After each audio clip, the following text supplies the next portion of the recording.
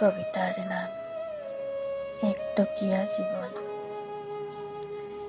ভাগৰুৱা ক্লান্ত দেহৰে আজিও নুবুজিলো, কাম কৰিবলৈ জীয়াই আছো নে জীয়াই থাকিবলৈ কাম কৰো।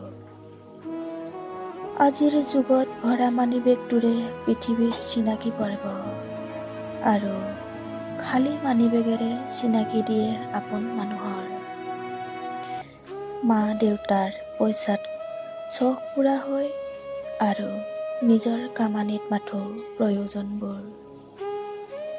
সফলতাৰ উত্তৰ পাবা নিজৰ কোঠালিত, চিলিঙিখনে কয় উচ্চ উদ্দেশ্য ৰাখা, ফেনখনে কয় ঠাণ্ডা আৰু শীতল হোৱা, ঘড়ীটোৱে কয় প্ৰতিটো সময় বহুমূলীয়া, আইনাখনে কয় ভিতৰখন চাই লোৱা, খিৰিকীখনে কয় পৃথিৱীখন চাই লোৱা, কেলেণ্ডাৰখনে কয় সময়ৰ লগত খোজ মিলোৱা।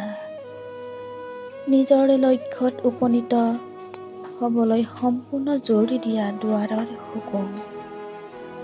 এই জীৱন ৰংগমঞ্চৰ, জুই শলাৰ প্ৰয়োজন নহয় ইয়াত, মানুহে মানুহৰ ওপৰত জ্বলে। মানৱে জীৱনত মংগল হোৱাটো নিবিচাৰে, কিন্তু মানৱ জীৱন বিচাৰে মংগল গ্ৰহত বিজ্ঞানীয়ে।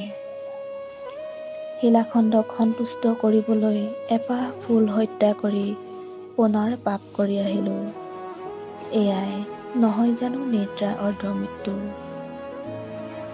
নেদেখাজনৰ কি যে লীলা, নিজৰ ইচ্ছাৰে জীৱন চলে, আনৰ হাতেৰে চিতা জ্বলে।